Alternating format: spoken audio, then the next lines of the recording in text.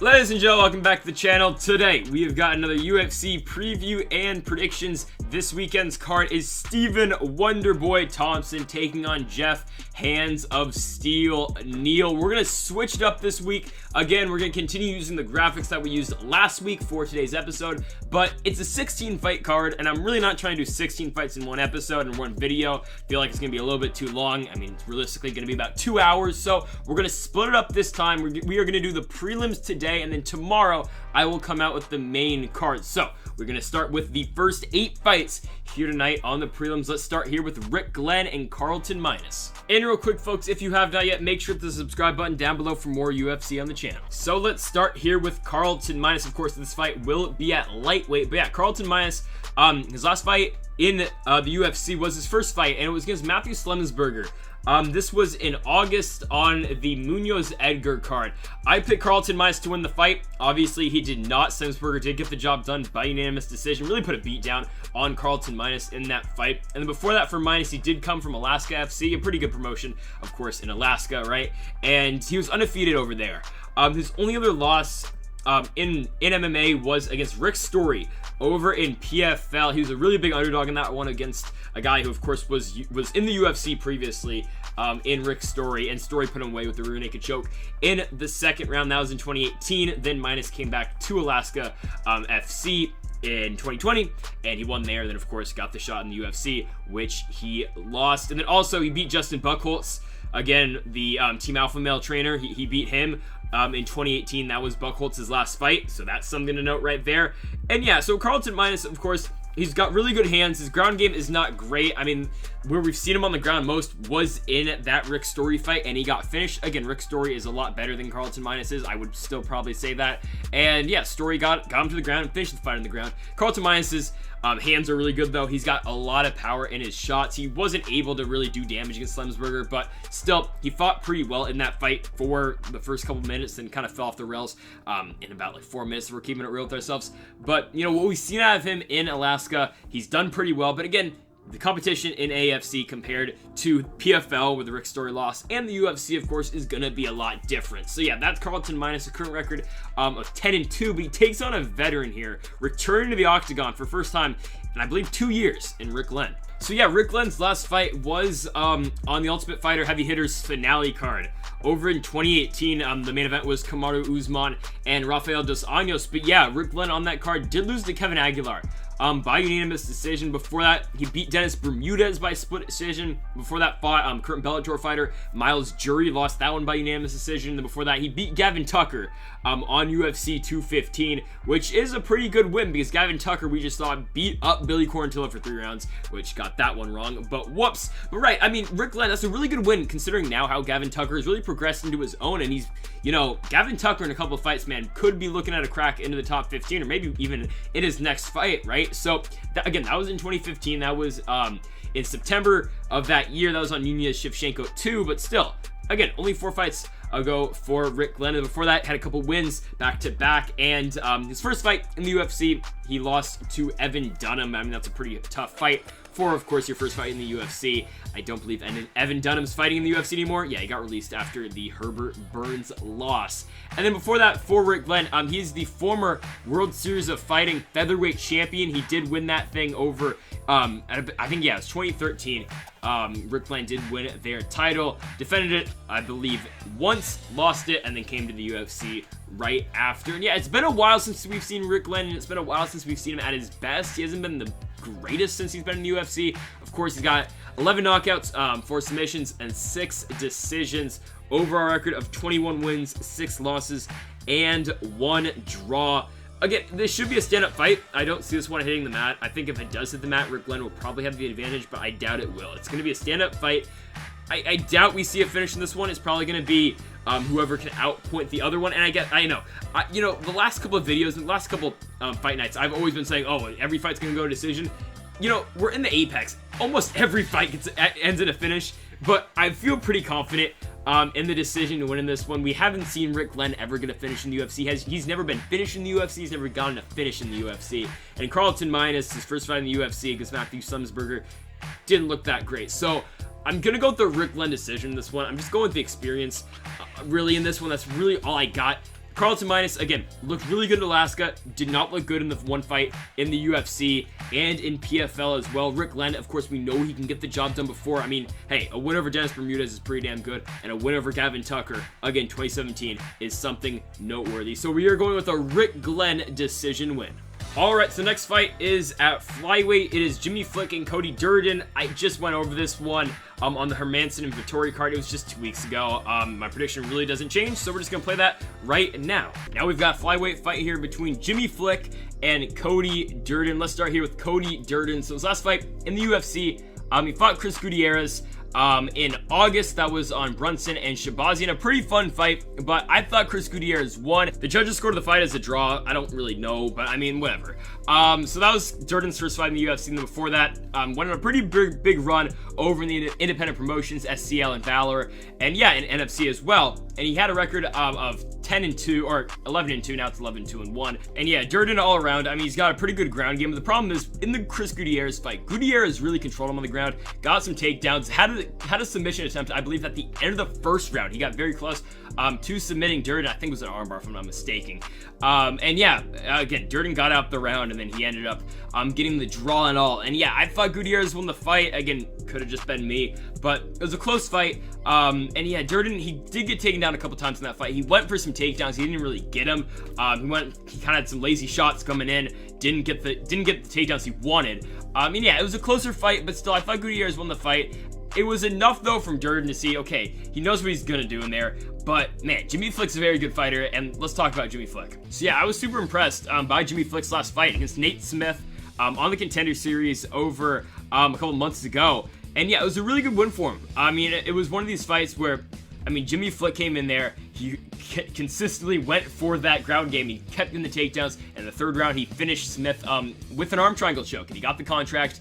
Dana gave him the contract. I believe that was one of the episodes where Dana gave out 5 contracts. But that's cool, I guess. And before that, for Flick, before coming in to the Contender Series, he fought in LFA. He was the LFA flyweight champion. I believe. I mean, it's like every time someone wins the LFA championship, they always just vacate it because it seems like the title is always vacant. I mean, there's so many guys who've won that title, and then as soon as they win it, they leave. I believe Brandon Royval, we got Brandon Moreno, and then Jimmy Flick as well. So Jimmy Flick, another guy who's a former LFA champion, never defended it, but still came to the UFC and got a win right there in the Contender Series, and now he's finally going to make his official UFC debut. And yeah, for Jimmy Flick, a record of 15-5. Again, he has some losses, but most of those losses are from before 2016 or before 2017 and in 2016 as well. His loss, he does a loss in 2018 to Chris Gutierrez, again, another UFC fighter, just beat Vince Morales most recently, I believe. That was in May, I do believe. Yeah. And Flick's other loss is to Ray Rodriguez, another guy who's in the UFC now. He just fought Brian Keller. He lost like in 30 seconds, but still another guy who is in the UFC. So yeah, Jimmy Flick, again, a record of 15-5. Really good ground game. And same with Cody Durden, 2 guys who are really good on the ground, and it's one of these fights like Topuria and Damon Jackson. It's 2 guys who are very well equipped on the ground, 2 guys who know how to get finishes on the ground, and yeah, it sets up for a very interesting fight. I'm coming right off of the Topuria-Jackson fight. As for prediction, I'm gonna go with Jimmy Flick. I really like what I saw out of him in his last fight on the Contender, and yeah, we're gonna go with the man out of Oklahoma, Jimmy Flick. Alright, so next up in the middleweight division, we've got 2 former Dana White's Contender Series fighters here in Nchukwi taking on Jamie Pickett. Let's start here with Jamie Pickett. So his last fight, of course, was on the Contender. He got the job done, won by KO about 30 seconds into the second round. Before that, he fought in the Contender Series as well. He got a win over in a local promotion. But yeah, I think that was over in North Carolina. Yes, it was. But yeah, he got a win. He lost in the Contender Series, lost to Punahele Soriano by unanimous decision. He didn't get the contract there, of course, because he lost. And then before that, he fought Charles Byrd, also in the Contender, in 2017. So it took him 3 tries to finally get in the UFC. Of course, he finally got there. But I mean, lost to Charles Byrd, who, yeah, didn't do great in the UFC. I mean, he beat John Phillips, but like everyone has. And then he lost to Darren Stewart, Shabazi, and Maki Pitolo. Again, 3 fights were very tough. But yeah, I think Bird's in the UFC. He should be. He should get another shot. But yeah, so Jamie Pickett, he tried twice, didn't get the contract both times, of course, because he lost. And then most recently, he finally got the job done. Yeah, over record for Jamie Pickett of 11 wins and 4 losses. My problem with Pickett is what we see with a lot of these guys sometimes. They have a lot of wins, right? For Pickett, he has 11 wins. But look at the guys he's beat. Yes, he won the contender most recently. He won against a fighter 6-3. But, I mean, before that, beat a fighter 7-10. He fought Soriano, lost. Before that, beat a fighter 5-6. Before that, 12-8. Lost to Charles Bird. Before that, beat a fighter who's 8-9. 4-2, 8-9, 1-2, 0-3. Then a loss. Fighters 4-2, 2-0. Right? That's his entire career. Which, again, Jamie Pickett's a pretty good fighter, and you've got to be a good fighter to win in the contender. But still, it's not, it's hard to pick a guy who has not beat really any UFC caliber fighter yet, or anyone close to being a UFC caliber fighter. It's unfortunate, but it's hard.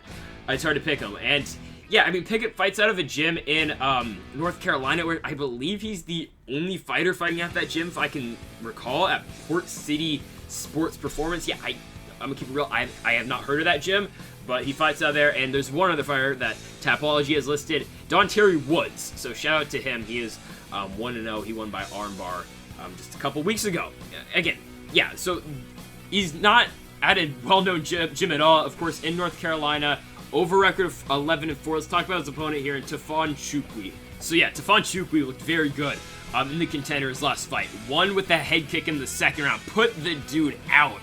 And yeah, got the contract immediately. Dana White said when he was going to offer him the contract that originally he was going to give him a developmental deal, but Nchukwi scared the, I'll say, crap out of him. Cool, I think that's what Laura Sanko said. And yeah, so Nchukwi got the contract. Now he's finally in the UFC, taking on another guy who just won the contender. I believe he won just a couple weeks before him, or after him, in Jamie Pickett, right? But for Nchukwi, he's only 4-0, so that's a little bit concerning. Again, he hasn't had much experience. He turned pro in 2019, in March of 2019. First win, won on CFFC, won that fight by KO. Second fight beat A.T. McCowan on Shogun Fights, won that one in the first round by KO. His third fight, fought Will Knight, who was a UFC fighter, just beat Alexa Kamur on a UFC 253 out of Sanya and Costa.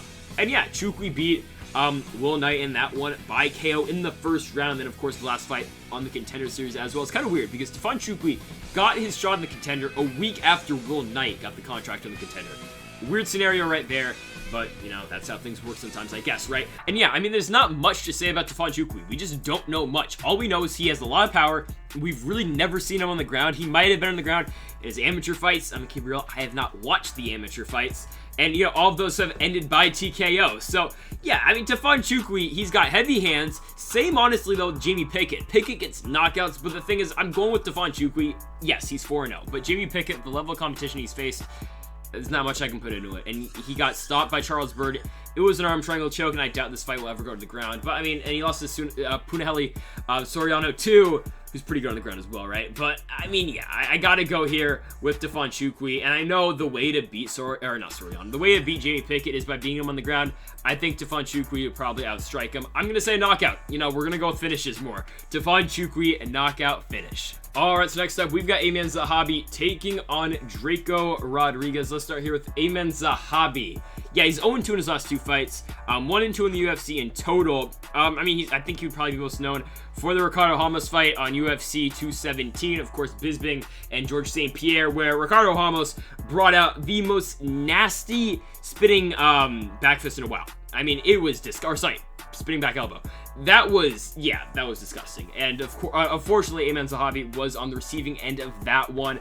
And then most recently, he fought over in Ottawa. He lost on the Iaquinta Cowboy card, lost by unanimous decision against Vince Morales. And then his first fight in the UFC, he won by unanimous decision over on Lewis Brown over in Halifax, Nova Scotia. Yeah, I mean, we got an over record for Amen Zahabi of 7-2. I mean, in the UFC, we've seen alright striking. Really haven't seen much of him on the ground, even though he is a black belt in jiu-jitsu. But, I mean, he hasn't been great so far. Of course, the Ramos fight is going to weigh more importance than everything because that's what sticks out. Of course, that brutal spinning elbow. And yeah, I mean, before the UFC, though, for Zahabi, he went 6-0, fought pretty well over in Quebec, Canada, and had a fight in Saskatchewan as well. Had all finishes before coming to the UFC. All in the first round as well, too. Haven't really seen that, though, yet over in the UFC. And it's again, one of these fights, it's tough to call. Because Amen Zahabi, yes, he looked very good before the UFC. while he's here, hasn't been great, but he's fighting a guy making his UFC debut, though, in Draco Rodriguez. And Draco Rodriguez just won on the Contender Series, won by rear naked choke in the first round. I believe that was on the same card as Nchukwi. Yes, it was. He was on the undercard for Nchukwi.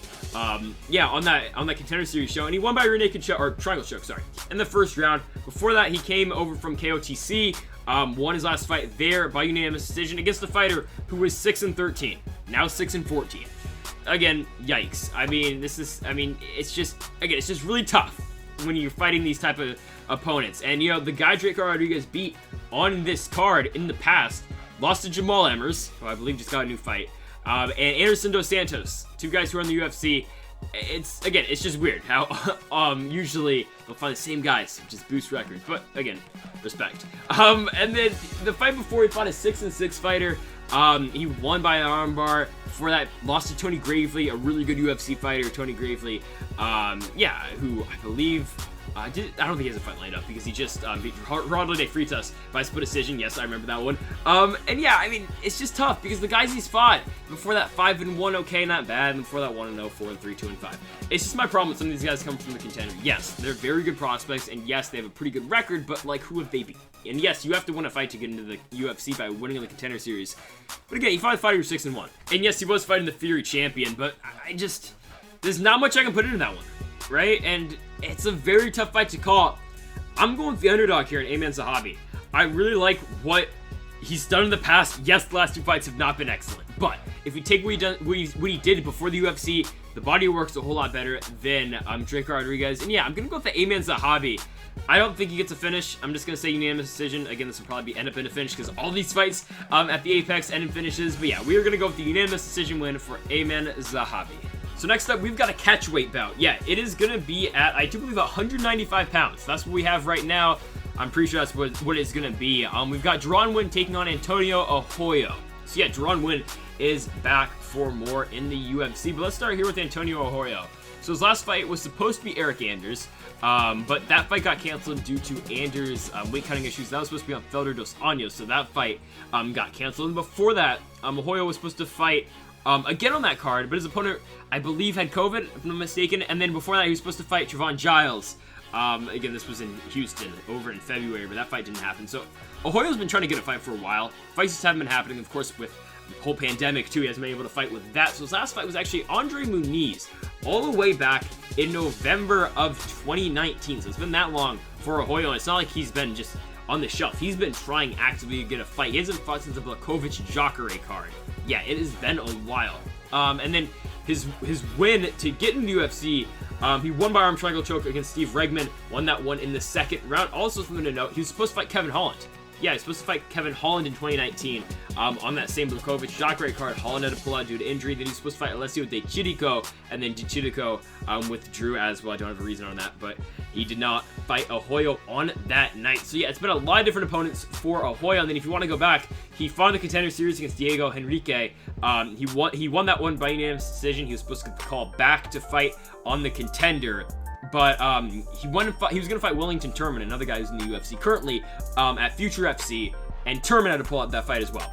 Very interesting circumstances here with Arroyo, and he finally got the shot on the Contender Series for the second time. And yeah, for Arroyo, we got an overall record of 9-3.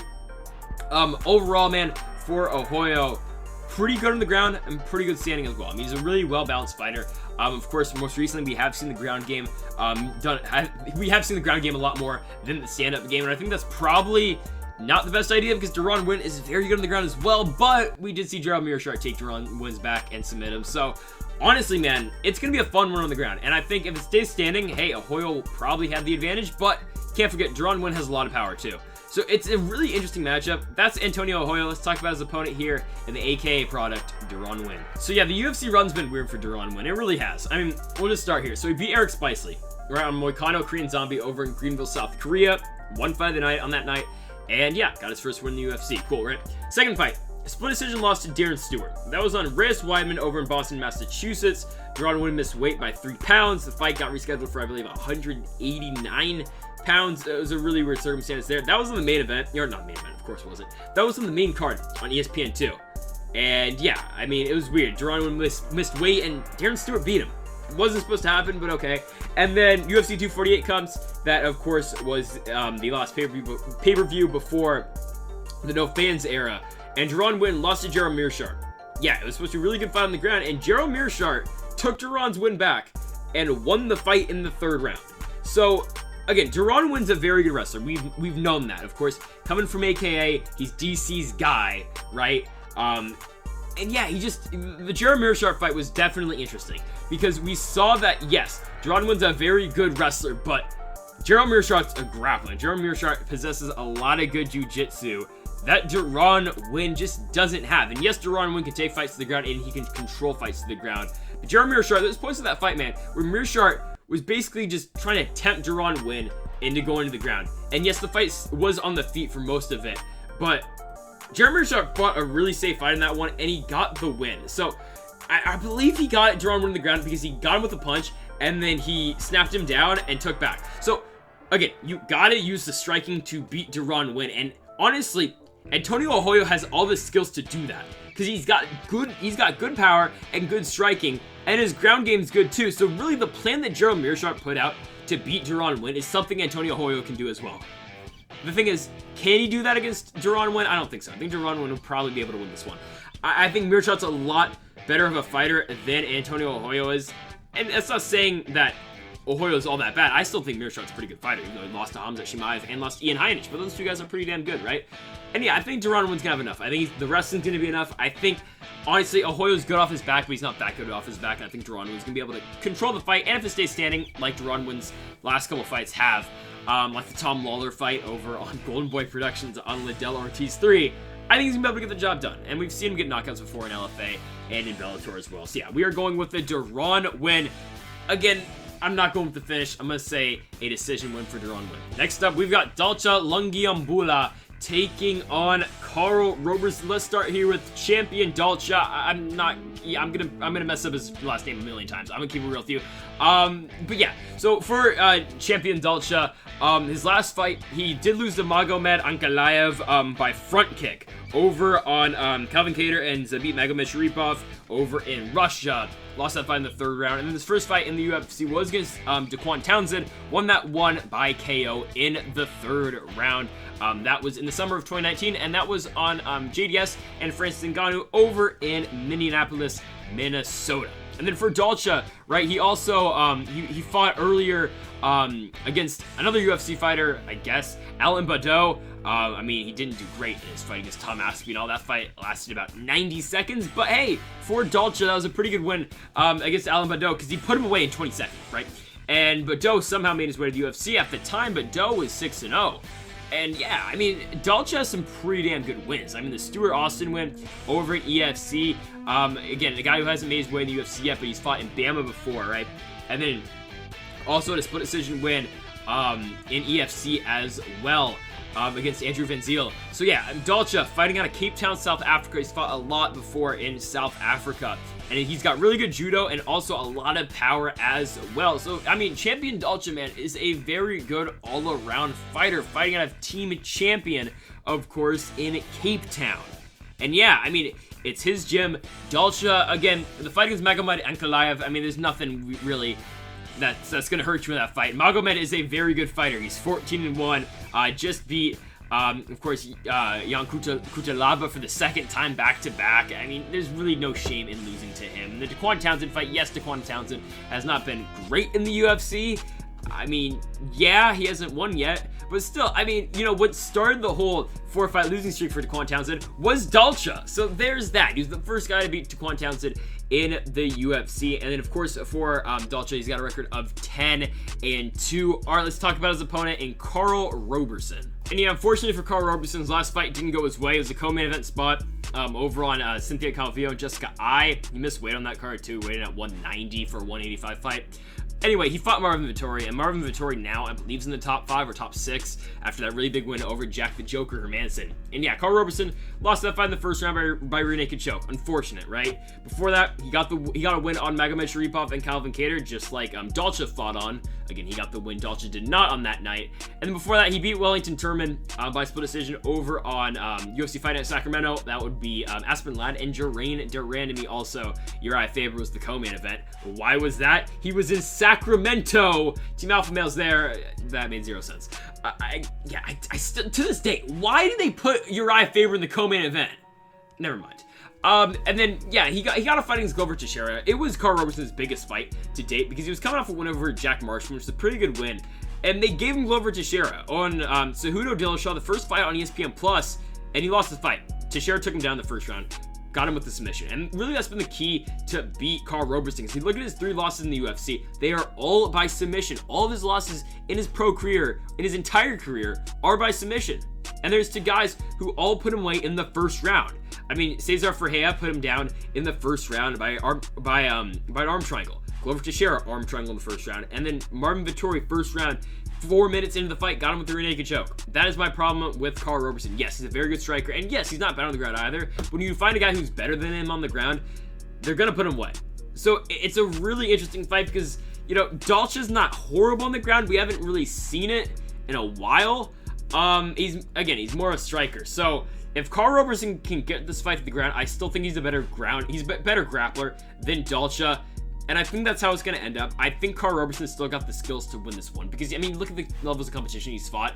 Vettori, you got Glover Teixeira, Jack Marshman, and Cesar Ferreira. I mean, those are some pretty good fighters. And yes, Dalcha has looked good in his last couple fights. Even lost to Magomed Ankalaev. He did have his moments in that fight. And the Daquan Townsend fight was very good for Dalcha as well. But yeah, I mean, I gotta go Carl Roberson. I gotta go with the experience here. So we're gonna go with the Carl Roberson submission one. I think he's gonna be able to take this one down. And yeah, I think he's gonna get the job done by sub. Next up, we've got Penny Kianzad taking on Sijara Sarge Eubanks. Let's start here with Sijara Eubanks back in the octagon, and her last fight against Kelvin Vieira on UFC 253 did not go her way. It was on a main card of one of the bigger cards. It was Adesanya and Costa. She lost that fight by unanimous decision. Kelvin Vieira just really controlled the pace in that entire fight. Sijara Eubanks really just couldn't get much offense going in that one, and it was a pretty good win for Kelvin Vieira. Before that, Sijara Eubanks did beat Julia Avila, and before that beat Sarah Moras, and then lost the weird one. Yeah, she lost to Betch Correia. And Betch Correia is fighting January 15th on Calvin Kattar and Max Holloway. So we'll see her. That's her retirement fight, her last time. Cool. And yeah, Betch Correia beat Sijara Eubanks. That was weird. And then before that, she lost to Aspen Ladd. That was a pretty good fight. One fight of the night on Dos Anjos and Lee in Rochester, New York. It was a pretty good fight. Aspen Ladd got the best out of Sarge in that one, but still, I mean, not a bad loss. Betch Correia, yikes. And then she beat Lauren Murphy, which Lauren Murphy's a top 5 contender at 125 now. She should be fighting Jessica Andrade for the number 1 contendership. Who knows? But, yeah, Lauren Murphy did lose to Sijara Eubanks over on Jimmy Rivera and Marlon Moraes over in New York.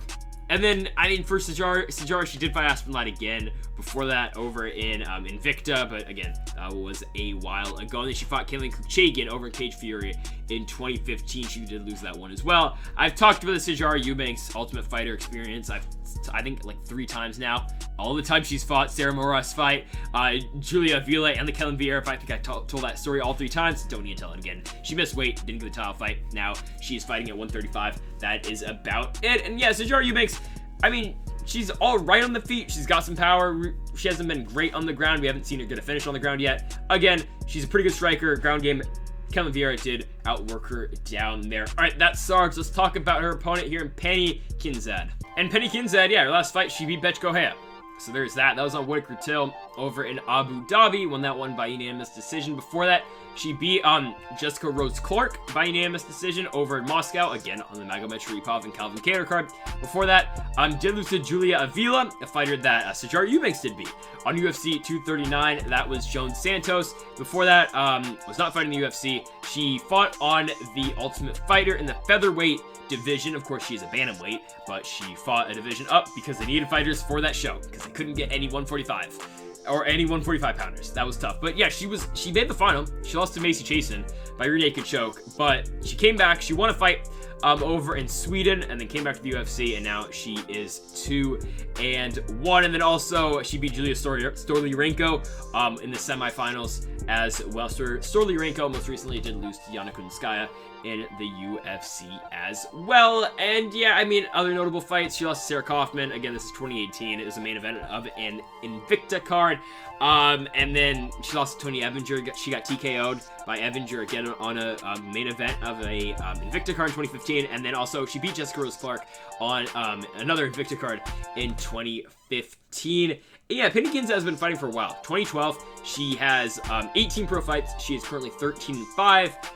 And yeah, I mean, the Sijara Eubanks fight here, again, both of them pretty decent strikers. I wouldn't say Penny Kianzad's great on the ground. Macy Chasen really just dominated her on the ground, so that's the only concerning part, I would say. Because yeah, Sijara Eubanks is very good on the ground. I don't know if I said that earlier. I might have messed up and said she's not great on the ground. No, Sijara Eubanks is very good on the ground. She's got a black belt in jiu-jitsu. She's competed in multiple tournaments before, so my apologies if I messed up on that one earlier. Yeah, Sijara Eubanks is very good. But my point was, Kellen Vieira is really good on the ground. And I don't know if I have emphasized that enough. Sijara Eubanks is very good, but Kellen Vieira is like top of the division level jiu-jitsu.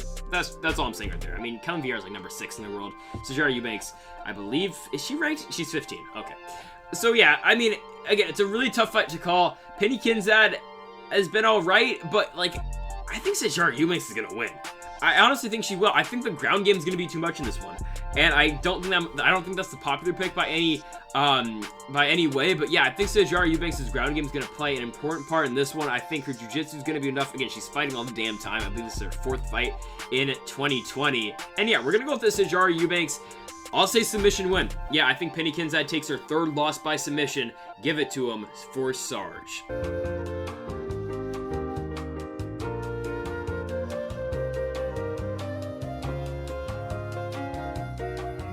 Folks, that will do it for the prelims portion of our Wonderboy Thompson and Jeff Neal preview and predictions videos. So check back tomorrow for part 2. It will be the main card. We'll have the main event, and it's a really good undercard as well. We've got Chito Vera and Jose Aldo. I mean, there's so many good fights. We've also got Michelle Pereira and Chaos Williams, Marlon Moraes, Rob Font, Marcin Tybura, Greg Hardy, Anthony Pellis, Alex Morono, Jillian Robinson, Talia Santos. Oh my goodness, what a main card. You're not gonna want to miss that one. So again, it will be up tomorrow, probably the same time. Again, I've been really busy. I want to do this all in one video, but I've been really busy with a lot of other stuff.